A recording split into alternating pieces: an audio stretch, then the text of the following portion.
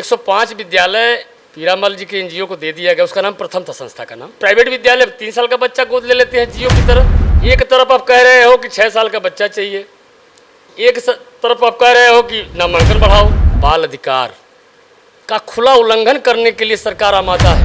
अंतिम व्यक्ति का बच्चा पढ़ने आता है, आप उससे शिक्षा से महरूम कर दो। और हम लोग इस योजना के खिलाफ हैं। और 21 अगस्त को गोरखपुर मिनी राजधानी जो है सीएम सिटी गोरखपुर से हम युद्ध का शंखनाद कर 20 को मुख्यमंत्री जी भी रहेंगे गोरखपुर। हो सकता है 20 को हमको बुला के बात करें। प्राइवेटाइजेशन का दौर शुरू हुआ, प्राइवेट स्कूल खुलने लगे 90, 91, 92 से, और बच्चों का पलायन शुरू हुआ। और हम कहते हैं कि हम तीसरी अर्थव्यवस्था हैं और हम 50 बच्चों का स्कूल बंद करने जा रहे हैं। उससे नुकसान किसका हो? रहन सहन बदल गया, काम बदल गया। शिक्षा मित्रों के साथ आप जरा सोचिए ना, तमाम शिक्षा मित्रों ने आत्महत्या कर। अब समझ ये उठता है कि अगर शिक्षा व्यवस्था को प्राइवेटाइजेशन पे ले जा रहे हैं तो बहुत बड़ी, देश के लिए, गरीब वर्ग के लिए बहुत बड़ी नुकसान है। कुछ नियम की अगर बात करें तो कुछ नियम निकलकर सामने आते हैं कि जिन विद्यालयों में 50 से कम बच्चे होंगे उन विद्यालयों पर ताला लटकेगा। दूसरी तरफ एक बात ये कहती हुई नजर आई सरकार की जो 6 साल से कम उम्र के बच्चे हैं उनका दाखिला नहीं होगा, 6 साल की होने पे कक्षा 1 में दाखिला होगा। अब आप ये सोचिए कि एक तरफ 6 साल की बात, एक तरफ 50 बच्चों की बात, दूसरी तरफ दूसरे दिन ये हेडलाइन बढ़ जाती है कि अब सरकारी स्कूलों में ताला लग जाएगा। लेकिन ये चीज़ें कितनी सही थी, कितनी गलत थी, ये नियम कितने सही हैं, कितने गलत है, आज हम आपको विस्तार से बताएंगे। आज हमारी इस चर्चा में कुछ खास मेहमान हमारे साथ हैं। आज उनसे हम बातचीत करेंगे और आप लोगों को समझाएंगे कि ये सारी चीज़ें किस तरह से हैं और ये नियम किस तरह से आ गए हैं और सरकार शिक्षकों का किस तरह से शोषण करना चाह रही है या ये सरकार शिक्षकों का कुछ भला चाह रही है। तो हमारे साथ बातचीत करने के लिए कुछ मेहमान हैं, इनसे बातचीत करेंगे और जानेंगे कि क्या कुछ चीज़ें। तारकेश्वर जी, सबसे पहले आपसे जानना चाहेंगे कि ये एक मुद्दा आता है अचानक से कि 50 बच्चे और 6 साल की उम्र के बच्चे, तो ये मामला किस तरह से, मतलब ये कनेक्शन किस तरह से है, क्योंकि इसको लेके बहुत ज़्यादा कन्फ्यूज़न लोगों के बीच में हो गया है। ये गुजरात मॉडल है जी। गुजरात मॉडल का प्रयोग, इसकी पटकथा तो बहुत पहले लिखी जा चुकी थी जी। एक प्रेरणा ऐप जिस पे आज टैबलेट में हाजिरी देना है, क्या क्या करना है, रजिस्टर सब मेंटेन करना है। जी। प्रेरणा ऐप लॉन्च, जैसे स्काई लैब लॉन्च हुआ था, जी। मिसाइल लॉन्च होती है, उस तरह धूमधाम से बैंड बाजा के साथ 5 सितंबर 2018 को हमारे विभाग में प्रेरणा ऐप लॉन्च किया गया था। जी।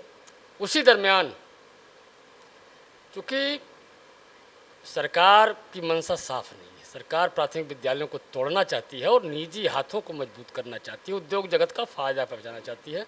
तो उसी परिप्रेक्ष्य में पृष्ठभूमि जो आज हो रहा है उसकी पृष्ठभूमि तैयार हो गई थी पहले ही।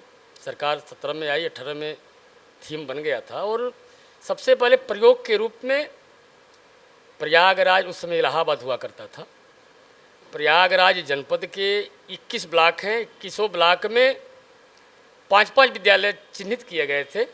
और एनजीओ एक है पीरामल जी का जो अंबानी जी के समधी है, उनके एनजीओ को अब 5 विद्यालय दे दिया गया हर ब्लॉक की। 21 कितना होता रहा सब? 105 विद्यालय पीरामल जी के एनजीओ को दे दिया गया। उसका नाम प्रथम था, संस्था का नाम। क्योंकि प्रेरणा का भूत जाग चुका था, शिक्षक बिल्कुल उन्माद में था, विरोध में था और सारे संगठन इस मुद्दे पर एक साथ थे कि प्रेरणा को हर हाल में अपनी व्यवस्था में लाने नहीं देंगे। और उसी लगे हाथ प्रथम संस्था को भी निपटा दिया गया। फिर देखिए, सोची समझी रणनीति के तहत बच्चों की आयु कम की गई, मतलब कम, मतलब ये हो उसको बढ़ाना कहेंगे। और कम इस परिप्रेक्ष्य में कि जैसे 6 साल कर दिया गया कि जो ये 31 जुलाई 2024 को जो बच्चा 31 साल का हो जाएगा, 6 साल का हो जाएगा, हाँ सॉरी 6 साल का हो जाएगा, उसी का नामांकन हम कर सकते हैं एक तरफ। जी। दूसरी, अब नामांकन प्रभावित हुआ है। अब बच्चे तो हम 3 साल 4 साल वाले लाते थे, प्राइवेट विद्यालय 3 साल का बच्चा गोद ले लेते हैं जियो की तरह। जैसे जियो ने 1 साल के लिए फ्री डाटा दिया था, वो कहते हैं 1 साल फ्री में पढ़ाएंगे, तो बच्चा बचेगा तब तो हम लाएंगे। नामांकन प्रभावित हुआ, स्वाभाविक बात होगा। एक तरफ आप कह रहे हो कि 6 साल का बच्चा चाहिए, एक तरफ आप कह रहे हो कि नामांकन बढ़ाओ। जिन विद्यालयों में नामांकन शून्य हुआ है वहाँ के शिक्षकों का वेतन रोक दिया गया है। यानी जुलाई माह का वेतन अगस्त में वो नहीं पाए। और जिन विद्यालयों की संख्या 50 बच्चों से कम हो गई है उस विद्यालय को मर्जर लिस्ट में डाल दिया गया है। पूरे प्रदेश में 27,964 विद्यालय जो है तालाबंदी के शिकार होने जा रहे हैं। और वहाँ के स्टाफ को, वहाँ के बच्चों को अगल बगल के विद्यालयों में मर्ज किया जाएगा। ये योजना सरकार की है। RTE 2009 बाल अधिकार का खुला उल्लंघन करने के लिए सरकार आमादा है। हम अभी आज मिले हैं माननीय अनुप्रिया पटेल जी से, जो केंद्रीय राज्य मंत्री हैं, कि केंद्र का हस्तक्षेप आवश्यक है। लेकिन क्या मतलब उसका है? वो तो गुजरात मॉडल है। आचार्य चाणक्य ने कहा था कि जिस राज्य का राजा व्यापारी हो जाएगा उस राज्य को डूबने से कोई बचा नहीं पाएगा। तो योगी जी तो संत हैं, मैं माना व्यापारी हो सकते हैं मोदी जी, शाह जी, लेकिन योगी जी संत परंपरा से हैं। उनको समाज का ख्याल रखना चाहिए। और हमारे विद्यालयों में अंतिम व्यक्ति का बच्चा पढ़ने आता है, आप उससे शिक्षा से महरूम कर दोगे। हमारे अगल बगल हर जो है मोहल्ले मोहल्ले स्कूल खुले हुए हैं, बच्चा वहाँ तो आ नहीं पा रहा है, तो हम उसको बच्चे को 2 किलोमीटर 3 किलोमीटर विद्यालय पे मर्ज करोगे, बच्चा जाएगा?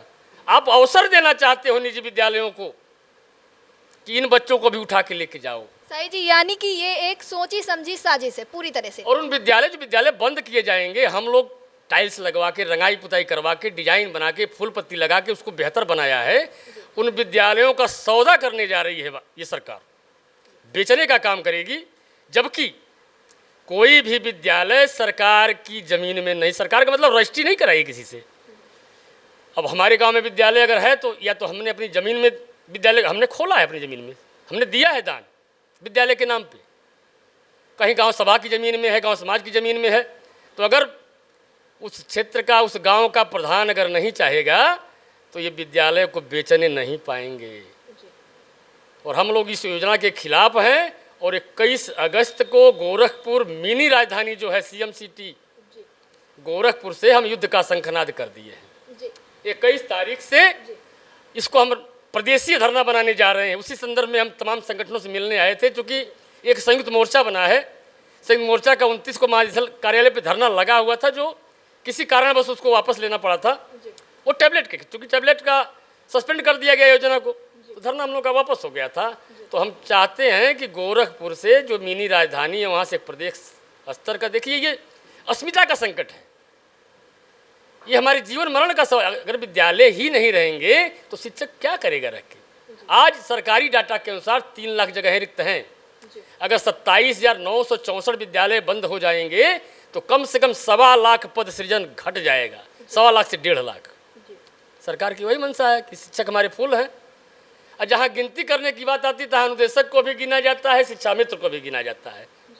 आज जब सुविधा देने की बात आती है, मानदेय बढ़ाने की बात आती है, नियमित करने की बात आती है, तब सरकार पीछे हट जाती है। लेकिन हम लोगों ने प्रण लिया है। अभी अनुदेशकों ने धरना चलाया विक्रम सिंह के नेतृत्व में, और हम लोगों की लिखित वार्ता हुई है।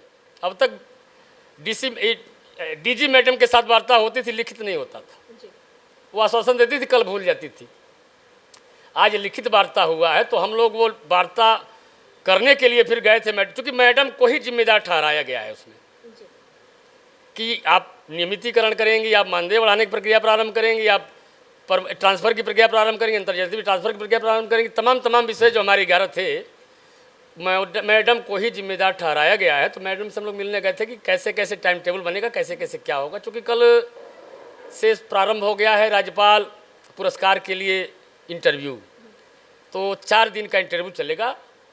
अगले सप्ताह में हम लोग फिर आएंगे विक्रम जी के साथ, और उनसे सारे मुद्दों पे वार्ता होगी। और जो स्थानांतरण की सूची के जो जिम्मेदार हैं राजेंद्र प्रसाद जी, वो 1 हफ्ते से छुट्टी पर है, वो आ जाएंगे। तब तक एक काम तो हम लोग कल ही सोच के गए थे, कल ये काम हो जाएगा, लेकिन होता है समय हर चीज़ की का निर्धारित है। जी तारकेश्वर जी, आपने बताया जैसे इसके पहले आप लोग गोरखपुर में ये मर्जर वाली जो समस्या थी इसको लेकर आप लोगों ने ज्ञापन सौंपा था, तो वहाँ से क्या कुछ निकल कर आया? क्योंकि 21 तारीख का तो कंफर्म है चीज़ें, लेकिन उस दिन क्या कुछ बातें हुई आपकी? अब ज्ञापन दिया गया, सरकार को चेतावनी दी गई कि या तो आप इस योजना पर विराम लगाइए, नहीं तो 21 तारीख से, चूंकि 20 को मुख्यमंत्री जी भी रहेंगे गोरखपुर में, हो सकता है 20 को हमको बुला के बात करें, संभव है। नहीं तो हमारा तो भाई डेट फिक्स है 21 तारीख को, हम बैक गियर नहीं लगाते। हमने अगर डेट दे दिया तो उस डेट पे हम हाजिर रहेंगे और हम कार्यक्रम करेंगे और सरकार को स्पष्ट चेतावनी देंगे कि अगर आप अब भी नहीं चेते तो हम अब लखनऊ की तरफ कूच करेंगे। हमारे साथ यहाँ पे मनोज राय जी भी हैं, उनसे भी बातचीत कर लेते हैं, जानते हैं उनका इन सारी चीज़ों पे क्या कहना है। मनोज जी, अभी तारकेश्वर जी ने काफ़ी विस्तार में बताया चीज़ों के बारे में, और जो चीज़ें निकल कर सामने आई उससे साफ तौर पे एक तस्वीर साफ होती हुई नजर आई, वो है निजीकरण की। और हमारे साथ डिबेट में भी निजीकरण पे तो आपसे कई सारी चर्चाएँ हुई हैं, तो ये आपको कहाँ तक सही लगता है? क्योंकि निजीकरण अगर देश के विकास के लिए सही है, लेकिन वो देश का विकास तभी अच्छे से हो सकता है जब हमारे देश और प्रदेश का कर्मचारी खुश रहेगा। जब कर्मचारी नहीं खुश है तो उस विकास का हम क्या करेंगे? देखिए, आपने पहले ही शब्द इस्तेमाल कर दिया निजीकरण, तो हम निजीकरण पे पहले सरकार को बता दें और दोनों सरकार को बता दें, राज्य सरकार और केंद्र सरकार। 2 वर्ष पहले हमने भयंकर त्रासदी को झेला, कोरोना के नाम से जो आई थी 2020 से लेके, और उसको हमने लगभग 2022 आधे तक झेला। और उस समय कहाँ थे ये निजीकरण वाले? कोई वेदांता, कोई मेदांता, कोई सहारा, कोई ये जो नर्सिंग होम वाले थे, ये कहीं मदद में आए? सारे प्राइमरी स्कूल क्वारंटीन सेंटर बने थे, सारे प्राथमिक के अध्यापक उसको संचालित कर रहे थे, खाना से लेके दवा से लेके सारी व्यवस्था। आशा बहू, नर्सिंग होम के जो नर्सिंग सिस्टम के हमारी नर्सेस थीं, ANM, इन्होंने ही संभाला। तो इन सरकारों को सोचना चाहिए। अब बात आई उस समय जब लॉकडाउन हुआ तो हमारे विद्यालयों में स्थिति ये हुई कि बच्चों की बाढ़ आ गई, सारे प्राइवेट स्कूल बंद हो गए। हमने 2 सत्र लगभग 13 मार्च 2020 को विद्यालय बंद हो गए, फिर 1 मार्च 2021 को खुले, फिर बंद हो गए, फिर सितंबर 21 में खुले, फिर बंद हो गए। जनवरी 22 से वो रेगुलर होना शुरू हुए। तब तक ये बच्चे कहीं नहीं जाते थे, तब तक ये बच्चे हमारे पास थे। हमने व्हाट्सएप ग्रुप बनाया, दीक्षा ऐप चलाया, रीड अलांग ऐप चलाया, न्यूज़ टीवी के माध्यम से वहाँ पे भी तमाम ऐप, वंदे भारत और क्या क्या चला के हमने बच्चों को घर पे ही पढ़ाया, घर घर जाके उनको देखा, सारा काम हमने किया। लेकिन अब सरकारों की क्या मंशा है, और सरकारों से ज़्यादा हमको जहाँ तक लगता है कि ये जो ब्यूरोक्रेसी है, जो ये अधिकारी हैं, अभी जैसे हमारे पूर्व वक्ता तारकेश्वर शाही जी ने बताया, एक NGO की बात उन्होंने बताई, उस NGO का नाम था प्रथम। इसके अलावा और भी बहुत सारे NGO हैं, रिलायंस का NGO है, टाटा का NGO है, अशोक लीलैंड के नाम से NGO है, और लगभग हर ज़िले के 1 ब्लॉक को इन्होंने अडॉप्ट किया है। और वहाँ पे ये फ्री में 1 साल के लिए, जैसे जियो की स्कीम आई थी ना कि आप केवल नंबर ले लीजिए, आपको 1 साल रिचार्ज नहीं कराना है। तो हुआ क्या, कुछ लोग तो उसका सदुपयोग किए, फेसबुक, ट्विटर और यूट्यूब, कुछ लोग रील बना के आज अच्छा खासा कमा रहे हैं, लेकिन कुछ लोग उसी से बर्बाद भी हो गए। तो 1 साल के बाद जब रिचार्ज आना शुरू हुआ तो 149 रुपये से आया, आज शायद 349 है। यही चीज़ हमारे स्कूलों के साथ होने जा रहा है। हम किन बच्चों को पढ़ाते हैं? स्कूलों की अगर हम बात कर रहे हैं तो स्कूलों की परिकल्पना ही कहाँ थी? 89-90 तक सरकार द्वारा, बेसिक शिक्षा परिषद द्वारा कोई भी विद्यालय भवन नहीं निर्मित किए गए थे। विद्यालय भवन कहाँ निर्मित होते थे? 4 गांव 5 गांव पे एक जगह, और गांव के लोग मिलके अपने संसाधन से विद्यालय भवन बनाते थे। जिला परिषद नाम की एक संस्था होती थी जो शिक्षक उपलब्ध कराती थी। 83 या 82 में ग्रांट इन एड पे करके हमारे शिक्षकों को सरकार ने पहले तनख्वाह देना शुरू किया। इसके बाद 90, 91, 92 में भवन निर्माण का कार्य शुरू हुआ, लेकिन वो पर्याप्त नहीं था। आप टीवी चैनल के लोग हैं, आप चले जाइए, आप कहेंगी तो हम आपको भेज देंगे। हालांकि अब हमारी पुरानी बिल्डिंगें तो नहीं रह गई, लगभग सब ध्वस्त कर दी गई हैं, लेकिन जो हमारे ग्राम समाज के सहयोग से बिल्डिंग बनी थी वो 5 कमरों की थी, आंगन भी था उसमें, बरांडा भी था उसमें। लेकिन जब सरकार ने 1992 में पहली बार विद्यालय भवन का निर्माण का काम शुरू किया तो 2 कमरा, छोटा सा बरांडा और 1 ऑफिस। सरकार के द्वारा निर्मित कोई भी प्राथमिक विद्यालय 5 कमरों युक्त सुसज्जित नहीं बना, आज तक नहीं बना। तो हम क्या कहें सरकार के रोल को। इसके बाद बातें आगे बढ़ती चली गईं, प्राइवेटाइजेशन का दौर शुरू हुआ, प्राइवेट स्कूल खुलने लगे 90, 91, 92 से, और बच्चों का पलायन शुरू हुआ। तब तक तो सभी हमारे यहाँ से पढ़ते थे और कोई ऐसा विद्यालय नहीं था जिसको ये नाज न होता रहा हो कि हमने 5 एसडीएम बनाए हैं, हमने 15 आईएएस बनाए हैं, हमने 20 मेडिकल स्टूडेंट निकाले हैं। लेकिन जब आपने खुद ही कैटेगरी कर दिया और इतनी बुरी तरह से कैटेगरी कर दिया, टीचर्स नहीं भर्ती किए, गड़बड़ कर दिया। 1996 में संयुक्त राष्ट्र संघ यूएनओ की एक विंग है यूनिसेफ, एक विंग है क्राई, इन लोगों को आना पड़ा, भारत में सर्वे करना पड़ा। इसके बाद आनन फानन में जो आज समस्या है ना, जिसको लेके आप भी काफ़ी डिबेट करती हैं, हम लोग भी धरना प्रदर्शन में शामिल होते हैं, शिक्षा मित्र। शिक्षा मित्र का जन्म 1998 में हुआ, जब यूएनओ ने कहा, यूनिसेफ ने कहा कि आप शिक्षक रखिए बच्चों के लिए, शिक्षक और छात्र का जो अनुपात है आपके यहाँ ठीक नहीं है। तो इन्होंने आनन फानन में रखने का प्रयास किया। तो क्या रखा, उस ज़माने में पूरे उत्तर प्रदेश में 75 ज़िले हैं और 75 ज़िले से मिला के मेरा जहाँ तक ख्याल है 3240 बीटीसी ट्रेंड होते थे हर 2 वर्ष में, 3240। इतने से तो पूरे प्रदेश के शिक्षक पूरे नहीं हो सकते थे। तब इन्होंने क्या किया, इन्होंने कहा कि हम इंटर पास पैरा टीचर रख देते हैं। हालांकि वो श्रद्धेय कल्याण सिंह जी की योजना थी, आज उनके पौत्र संदीप सिंह जी बेसिक शिक्षा मंत्री हैं। मैं उनका ध्यान आपके चैनल के माध्यम से आकृष्ट कराना चाहता हूँ, यदि उन तक ये बात जाए तो उनको विचार करना चाहिए कि जब शिक्षक नहीं मिल रहे थे तो बाबूजी ने अपने दिमाग को लगा के व्यवस्था दे के इंटर पास लोगों को गांव में ही, अपने उसी गांव के लोग थे, उनको शिक्षा मित्र के पद पर रखा ताकि स्कूलों का ताला खुलना शुरू हो जाए। और उस समय शिक्षक का वेतन 4500 रुपये होता था, तो उसका आधा वेतन 2250 रुपये उनका मानदेय निर्धारित किया गया। तो जब उस समय 4500 शिक्षक पाता था तो 2250 शिक्षा मित्र पाता था। उस रेशियो में बढ़ना चाहिए था। वहाँ से भी बात नहीं बनी तो आदरणीय कल्याण सिंह जी ने दूसरा स्कीम लगाया।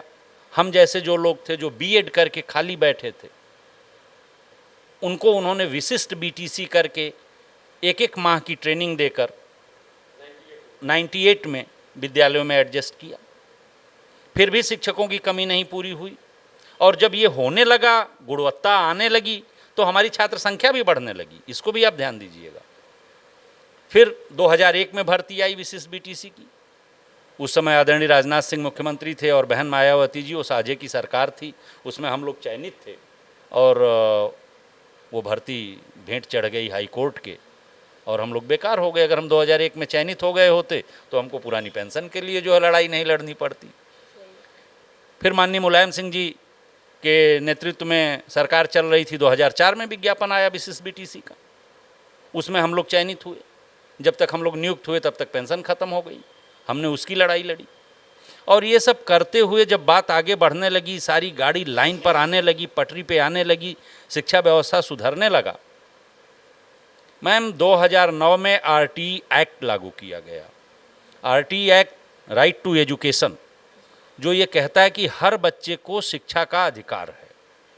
उसके तहत ये निर्धारित हुआ कि हर 1 किलोमीटर पर या हर 1000 की आबादी पर प्राथमिक विद्यालय खोले जाएंगे और धुआंधार विद्यालय बने हैं। आप उठा के देखिए 2009 से लेके और 2014 तक, 2014 तक क्या 2006 से ही लेके 2014 तक धुआंधार विद्यालय बने। अब उस क्रम में हुआ क्या कि जब कोई काम अच्छा होने लगता है तो लोग उसका लाभ उठा लेते हैं। अब एक छोटा सा मजरा है, वहाँ कुल 25 घर का मोहल्ला है, वहाँ भी एक स्कूल बना दिए। ऐसे भी स्कूल बन गए। अब जहाँ कुल 25 परिवार ही रहते हैं, कुल 50 परिवार ही रहते हैं, तो वहाँ कितने बच्चे होंगे? 50 परिवार के गांव में अगर 50 बच्चे, 64 बच्चे, 52 बच्चे, 54 बच्चे मिल जा रहे हैं तो वो कम तो नहीं है। और सरकार ने जब वहाँ विद्यालय खोला तब उसने आकलन क्यों नहीं कराया? तो अब वो विद्यालय जो हैं आज वो सरकार के निशाने पर आ गए हैं। हम तो ये जानते हैं, कभी कभी सोशल मीडिया में न्यूज़ में देखते हैं, जापान में या कहीं एक बच्ची स्कूल पढ़ने जाती है, उसके लिए 1 डब्बे की ट्रेन चलती है। और हम कहते हैं कि हम तीसरी अर्थव्यवस्था हैं और हम 50 बच्चों का स्कूल बंद करने जा रहे हैं। उससे नुकसान किसका होगा? जो सक्षम लोग हैं, जिनके पास पैसा है, उनके लिए तो आपने एयर कंडीशन वाले, स्मार्ट क्लास वाले, डिजिटल बोर्ड वाले बहुत सारे स्कूल हैं, वो तो अपने बच्चों को पढ़ा लेंगे। बहुत सारी यूनिवर्सिटी हैं, वहाँ पढ़ा लेंगे। लेकिन जो गरीब का बच्चा है, जिसको हम डेली दूसरे तीसरे घर घर घूम के बुला के ले आते हैं और उसको पढ़ाते हैं, जब आप उस विद्यालय को बंद कर देंगे तो वो गरीब का बच्चा बगल के विद्यालय पे आप मैनेज करेंगे तो वहाँ नहीं जा पाएगा।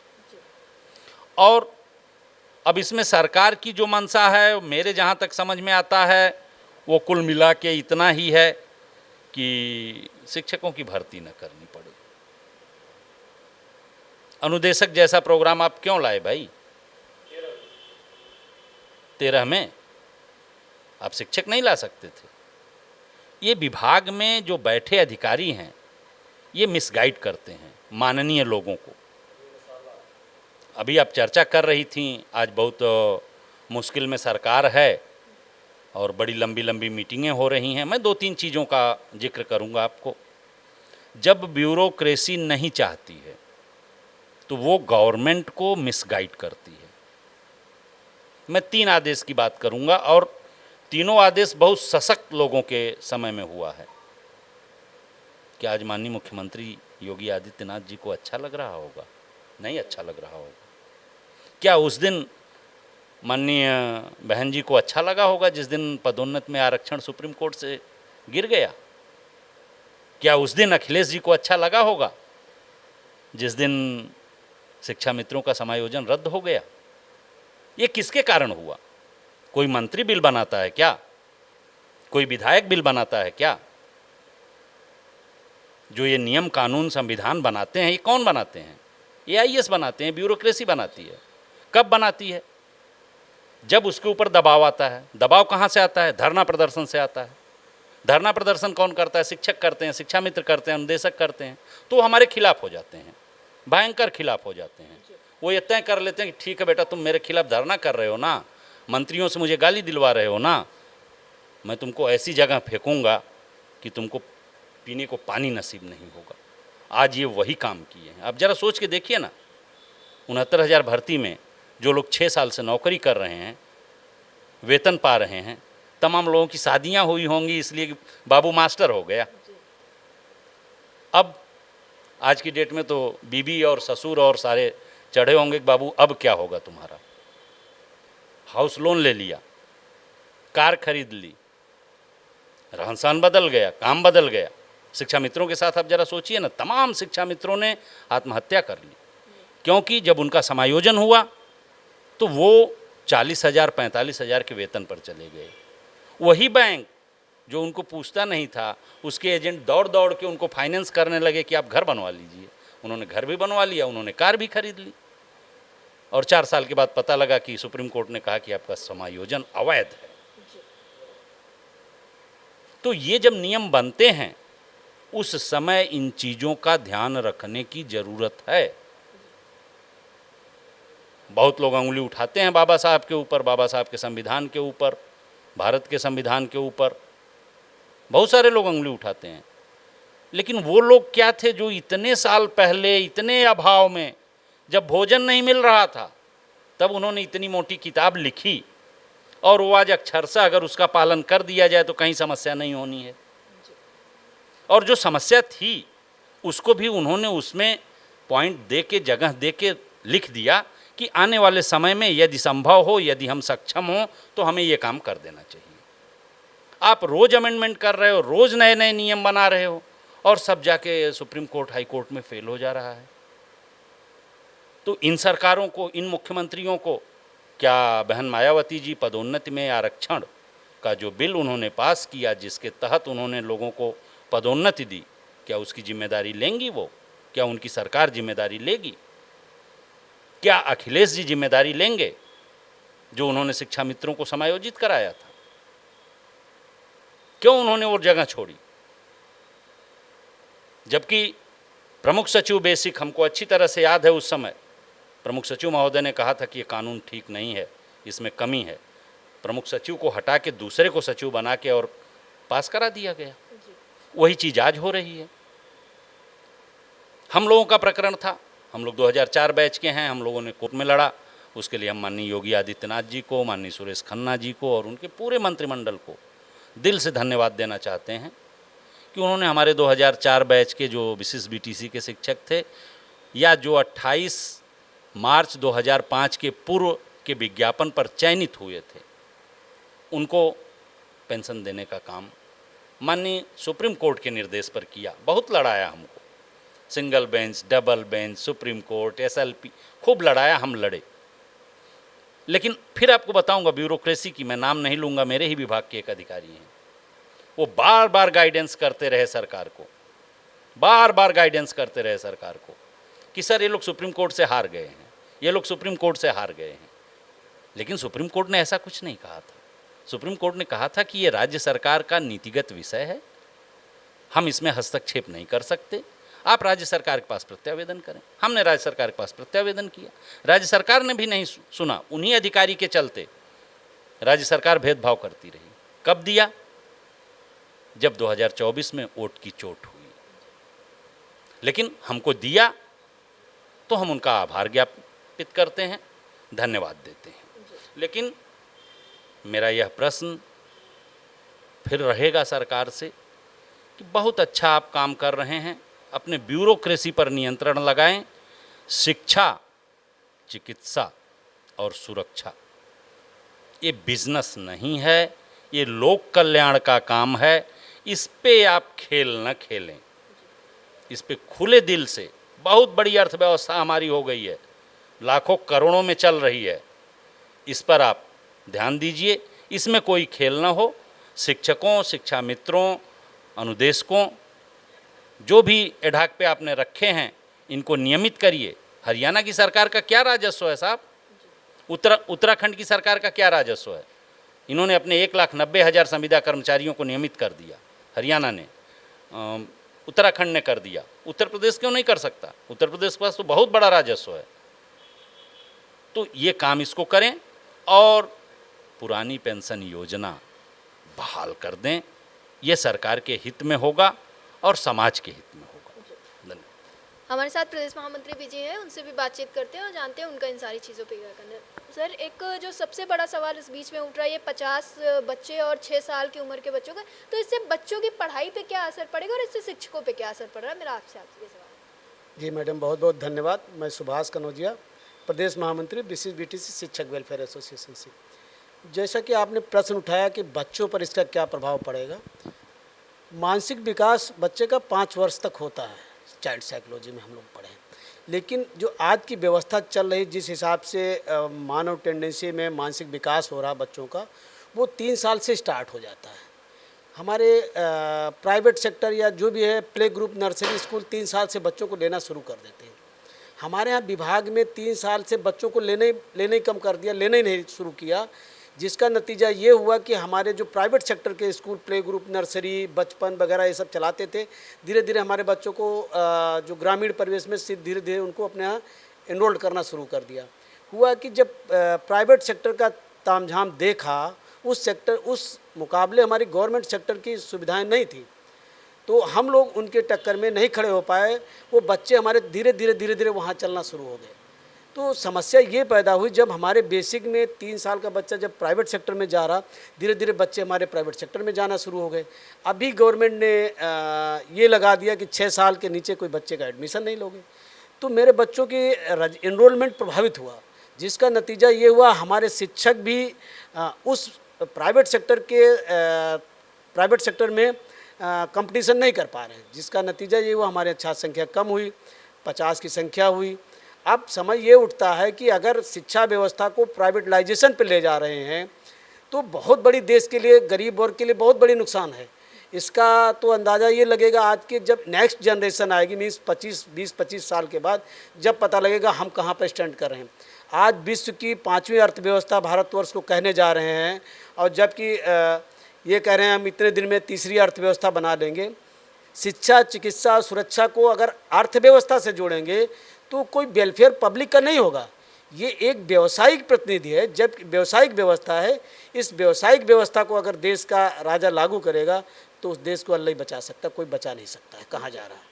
धन्यवाद। हमारे साथ कुछ खास मेहमान थे, इन्होंने बताया कि किस तरह से ये नियम जो है प्राइवेटाइजेशन की तरफ ले जा रहे हैं, और निजीकरण, जिसका सरकार लगातार ये कहती है कि निजीकरण से देश का विकास होगा, प्रदेश का विकास होगा। लेकिन इस बीच में सबसे बड़ा सवाल ये खड़ा होता है, देश और प्रदेश का तो विकास हो जाएगा, लेकिन ये जो कर्मचारी हैं, जो ये शिक्षक हैं, जो ये बच्चे हैं, जब इनका ही विकास ठीक तरह से नहीं हो पाएगा, यही मानसिक रूप से परेशान रहेंगे, तो देश की अर्थव्यवस्था और देश का विकास, प्रदेश का विकास कहाँ जाएगा। ये सारे सवाल अब भी बहुत सारे खड़े हो रहे हैं, और लगातार ये शिक्षक अपनी मांगों को लेकर सरकार को अवगत करा रहे हैं, और सरकार को ये समझाने की कोशिश कर रहे हैं ये जो तुगलकी फरमान जारी कर दिए जाते हैं वो किस तरह से सबको इफेक्ट करते हैं। फिलहाल अब देखना ये होगा कि सरकार इन सारी चीज़ों पे क्या एक्शन लेती है। कैमरा पर्सन विवेक के साथ महमूद उल्का, आप देख रहे हैं टीवी।